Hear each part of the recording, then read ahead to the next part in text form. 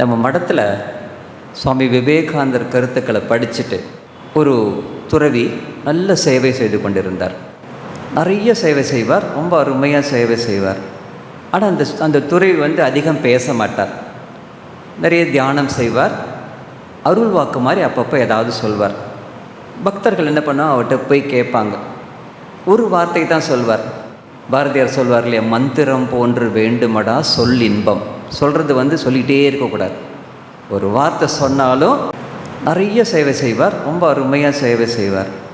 ஆனால் அந்த துறவி அதிகம் பேச மாட்டார், நிறைய தியானம் செய்வார், அருள் வாக்கு மாதிரி அப்பப்போ ஏதாவது சொல்வார். பக்தர்கள் என்ன பண்ணுவோம், அவர்கிட்ட போய் கேட்பாங்க. ஒரு வார்த்தை தான் சொல்வார், திருவார்த்தையாக இருக்க வேண்டும். அந்த மாதிரி ஒரு வார்த்தை சொல்வார். அதுவும் தியானம் முடிஞ்சு சொன்னால் அந்த வார்த்தைக்கு அர்த்தம் இருக்கும். இப்போ உங்களுக்கு ஒரு பிரச்சனை இருக்குது அப்படின்னா அந்த சுவாமி தியானம் முடித்து வந்த பிறகு கேட்பாங்க. ஒரு டீச்சர் என்ன பண்ணுறாங்க, அவங்க நிறைய பிரச்சனைகள், பாடம் சொல்லித்தரதுலேருந்து பிரச்சனைகள், நேரம் அதிகமாக கொடுக்கறதில்ல, கண்டதுக்கெல்லாம் செலவு செய்கிறாங்க, பிள்ளைங்கிட்ட பேசக்கூடாது, பேரண்கிட்ட பேசக்கூடாது, அப்படி இப்படின்னு நிறைய தடைகள் போடுறாங்க. அதே மாதிரி பேரண்ட்டுக்கிட்ட இப்போ எல்லாருமே இந்த 3 பேரண்ட் மாதிரி இல்லையா, அந்த அம்மா பேரண்ட்டு சொன்னாங்க இல்லையா, உடனே டீச்சர் நீங்கள் தானே சொன்ன உடனே நீங்கள் பேரண்ட் டீச்சர் இந்த மாதிரி அட்வைஸ் பண்ண உடனேயே கேட்குறவங்களாம் இருக்காங்களேண்ணா, திருப்பி கேட்குறவங்க தான் இருக்காங்க. எஸ் ஆர் நோ, திருப்பி கேட்குறவங்களாம் உண்டு. என் பையன் படித்தா என்ன, படிக்காட்டின்னு உங்களுக்கு என்ன? ஓகே, முன்னாடி எப்படி இருந்ததுன்னா ஆசிரியர் அமர்ந்திருந்தார், மாணவர்கள் நின்று கேட்டார்கள். இப்போ எப்படி இருக்குன்னா ஃபார்முலா இஸ் வெரி சிம்பிள். என்னென்னா ஐ பே, பையன் சொல்கிறான் ஐ பே யூ டீச், ரைட்?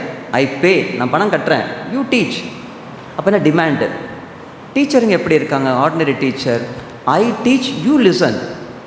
அந்த மாதிரி ஒரு அண்டர்ஸ்டாண்டிங் எப்படி இருக்குன்னா இப்படி இருக்குது. இப்படிப்பட்ட ஒரு சூழ்நிலையில் இருக்காங்க. இந்த அம்மாவுக்கு நிறைய விவேகானந்தருடைய கல்வி கருத்துக்கள் போகணும், எல்லாருமே சிறந்தவர்களாக மாறணும் அப்படின்னு நினச்சிக்கிட்டு இருக்காங்க. அதாவது நல்லவர்களாக இருந்தால் மட்டும் போதாது, சிறந்தவர்களாக மாற வேண்டும். குட் டு கிரேட், இது சுவாமி விவேகானந்தருடைய ஒரு சிறப்பம்சம். அவன் பையன் நம்மகிட்ட வரும்போது குட்டாக தான் இருக்கான். நம்முடைய வேலை என்னென்னா அவனை சிறந்தவனாக மாற்றுறது. குட் டு கிரேட், அது நடுவில் தான் நாம் கேட்டலிஸ்டாக இருக்கணும். இப்படியெல்லாம் புரிந்து கொண்டு அந்த ஆசிரியர் சேவை செய்ய துடிக்கிறாங்க. ஏகப்பட்ட சிக்கல்கள், ஏகப்பட்ட அதாவது புறக்கணிப்புகள் என்னென்னமோ வருது. உங்களுக்கு என்னென்ன பிரச்சனை வருதோ அதெல்லாம் அந்த அம்மாவுக்கு வந்திருக்கு. அதனால் என்ன மனம் கொஞ்சம் அப்படியே தளர்ந்து போய் ஒரு நாள் வர்றாங்க, சாமி முன்னாடி உட்கார்றாங்க. சுவாமி விவேகானந்தர் முன்னாடி இல்லை, விவேகானந்தர் படி நடந்த ஒரு சுவாமிஜி பக்கத்தில் நிற்கிறாங்க. சுவாமிஜி அன்றைக்கி தியானம் செஞ்சிட்ருக்கார். அந்த ஆசிரியை உட்கார்றாங்க.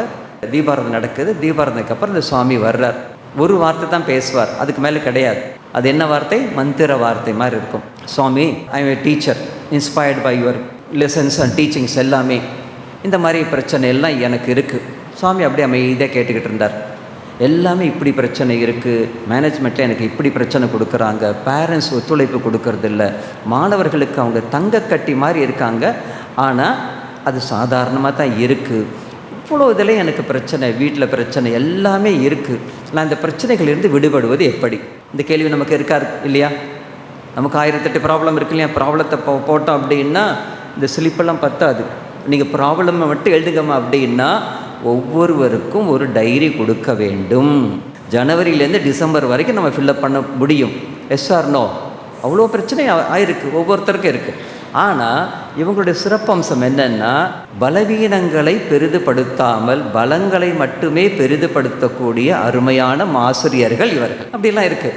ஆனால் அந்த டீச்சர் என்ன பண்ணுறாங்க, எல்லாத்தையும் கொட்டின உடனே அந்த சுவாமி என்ன பண்ணார், இந்த டீச்சரோட என்ன சொல்லியிருக்காங்க, லாஸ்ட்டாக ஒரு சென்டென்ஸ் சொன்னாங்க, சுவாமி ஐ எம் டெரிபிளி டிஸ்கரேஜ்ட்.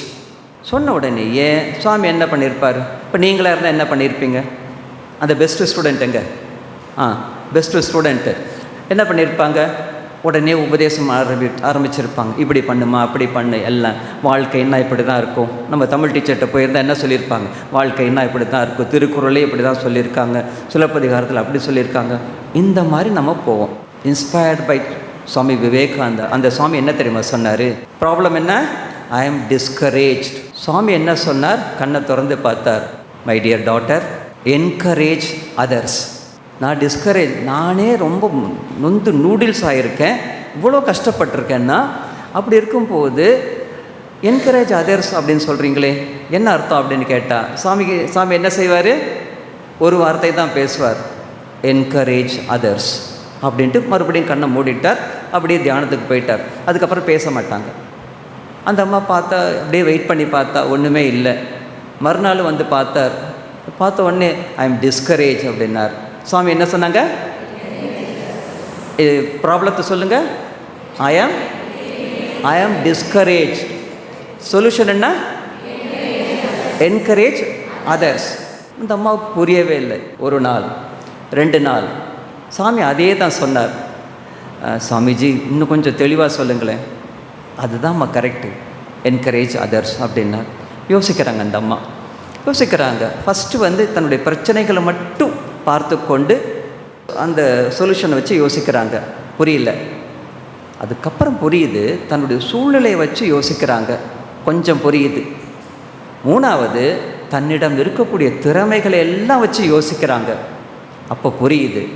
புரிஞ்ச உடனே அதன்படி இன்னும் கொஞ்சம் ஆழமாக போகிறாங்க. மாணவர்கள்ட்ட இன்னும் தன்னுடைய திறமையையும் ஸ்ரத்தையும் கூட்டுறாங்க. கூட்டி என்ன ஆகுது அப்படின்னா, சுவாமி விவேகானந்தர் சொல்கிறார் இல்லையா, education is the manifestation of perfection already in man. தோண்டிக்கிட்டே இருக்கணும். கல்வி என்பது பேர் என்ன? கல்விங்கிற அர்த்தம் என்ன? தமிழாசிரியை, கல்வி என்ன? தோண்டுதல். அப்போது தோண்ட தான் கிடைக்கும். பிரச்சனையை கூட தோண்ட தான் இன்னும் கொஞ்சம் அருமையாக நம்ம புரிஞ்சுக்குவோம். பிரச்சனையை பாதி புரிஞ்சுக்கிட்டாலே, டாக்டர்ஸ் எல்லாம் சொல்லுவாங்க இல்லையா, நோயை புரிந்து கொண்டாலே பாதி குணமான மாதிரி தான். இப்போ என்ன சுவாமி என்ன சொல்லியிருக்கார்? என்கரேஜ் அதர் சொன்ன உடனேயே இந்த அம்மா முதலில் பிரச்சனைகள் மட்டுமே பார்த்தார், சூழ்நிலை மட்டுமே பார்த்தார். இப்போ என்ன பார்க்குறாங்க, இந்த நிலைமையில் நான் கட்டுப்பட்டிருக்கேன், இதுலேருந்து எப்படி வெளியில் வர்றது, தன்னுடைய திறன்களையும் திறமைகளையும் காண ஆரம்பித்தார். இப்போ என்னாச்சு அதை பாருங்கள், டிஸ்கரேஜ், இது என்கரேஜ் அதர்ஸ். இப்படி என்ன பண்ணுறாங்க, என்கரேஜ் பண்ணுறாங்க, மாணவர்களை என்கரேஜ் பண்ணுறாங்க. ஏன்னா மாணவர்கள் மூலமாகத்தான் நீங்கள் ரிசல்ட்டே காட்ட முடியும், மாணவர்கள் மூலமாக தான் நீங்கள் பெற்றோர்களை பிடிக்க முடியும், மாணவர்கள் மூலமாக தான் நீங்கள் மேனேஜ்மெண்ட்டையே சைலண்ட் பண்ண முடியும் இல்லையா? எல்லாமே எதை வச்சு செய்யணும்? மாணவர்கள். அப்போ மாணவர்களிடம் இன்னும் அதிகமான குவாலிட்டி டைம், நல்ல குவாலிட்டி டைம் கொடுக்குறாங்க. ஒவ்வொருத்தருக்கும் ஒவ்வொரு நாள் ஒரு டைம் எடுத்து பேசுகிறாங்க, நீங்கள்லாம் பேசுகிற மாதிரி. அப்படி செஞ்ச உடனே என்னாச்சு, என்கரேஜ் அதர்ஸ். ஒரு ஜென் கோவிலில் எழுதியிருப்பாங்க, வாசலில் பொதுவாக கோயிலுக்கு வாசலில் என்ன எழுதியிருப்பாங்க, இதை இங்கு விட்டு செல்லவும், காலணிகளை விட்டு செல்லவும், கூடவே உங்கள் கவலைகளையும் விட்டு செல்லவும். நம்ம என்ன பண்ணோம், காலனி அங்கே இருக்கோம், கவலையோடு இங்கே வந்துடுவோம். ஏன் கை கழுவுறோம் நம்ம? ஏன் அப்படின்னா, கவலை அப்படிங்கிற அழுக்கு படிஞ்சிருக்கும், தேவையில்லாத அசதின்னு அழுக்கு படிஞ்சிருக்கும், தேவையில்லாத குழப்பம் அப்படின்னு நமக்கு அந்த கசடு படிஞ்சிருக்கும், தாழ்வு மனப்பான்மை. அந்த டீச்சர் எல்லா கேர்ள்ஸும் போய் பார்க்குறாங்க, என்கிட்ட ஒருத்தையும் வர்றதில்லை. அதுக்கு பேர் என்ன தெரியுமா? ஆமை. என்ன ஆமை? ரோமை. அப்போ என்னன்னா இது எல்லாமே இருக்குது. அப்போ இதிலே நம்ம மாட்டி முழிக்கிறதா? மொத்தம் 3-4 ஆமை இருக்குது தெரியுமா? என்னென்ன ஆமை இருக்கும்? நெகட்டிவ் ஆமை, பொறாமை சொல்லிட்டாங்க இவங்க, இயலாமை, முயலாமை, அப்புறம் கல்லாமை, அறியாமை, கரெக்ட். இந்த மாதிரி எல்லாமே இருக்குது. இது எல்லாமே இந்த ஆமைகளை ஆமையாக இருக்கும் போதே அடக்கி வச்சிடணும். அது எருமை ஆயிடக்கூடாது. ஆமைன்னா பிடிச்சிடலாம் எப்படியும், எருமை பிடிக்க முடியுமோ? முடியாது. அப்போ என்ன செய்யணும் அப்படின்னா, இதை நம்ம பார்த்துக்கணும். இந்த டீச்சர் என்ன பண்ணுறாங்க, மாணவிகள் தான் இருக்காங்களே, மாணவிகள், அவங்கக்கிட்ட எல்லாம் போய் பேசுகிறாங்க, என்கரேஜ் பண்ணுறாங்க, நல்லா படிக்கணும் அப்படின்னு. அது அப்படியே செய்து ஒரு ஆச்சரியம் நடக்குது. டிஸ்கரேஜ் வாஸ் த ப்ராப்ளம், ஐ ஆம் discourage, encourage others is the solution. என்னாச்சு, ஒரு காலகட்டத்தில் 1 வருஷம் இப்படியே போயிட்டு இருந்தது. திடீர்னு பார்த்தா அந்த டீச்சர் மடத்துக்கு வருவாங்க, சந்தோஷமாக வருவாங்க, தைரியமாக வருவாங்க.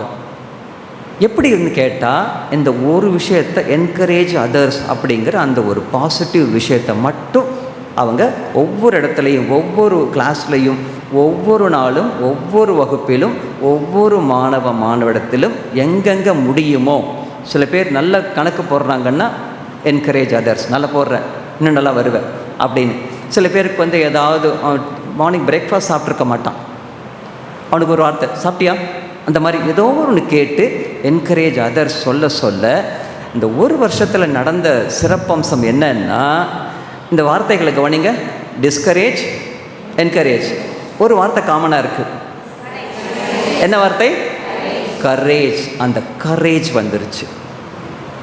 கரேஜ், அந்த கரேஜ் வந்துருச்சுன்னா எந்த சூழ்நிலையிலும் நம்மால் எப்படிப்பட்ட மாணவ மாணவிகளாக இருந்தாலும் என்னால் வகுப்பு முடியும். எவ்வளோ பெரிய அறிவுமிக்க நல்ல மாணவ மாணவிகள் வந்தாலும் என்னால் அவர்களுக்கு ஊக்கப்படுத்த முடியும். அதே மாதிரி எவ்வளோ டல்ஸுடன் வந்தாலும் சரி, என்னால் என்னுடைய திறமையை கூட்டி அவர்களை நான் மேம்படுத்த முடியும் அப்படிங்கிற தன்னம்பிக்கை அந்த டீச்சருக்கு கிடைச்சது. இது ஞாபகம் வச்சுக்கணும். Discourage, encourage, courage. இது ஒரு முக்கியமான விஷயமாக தோன்றுறது.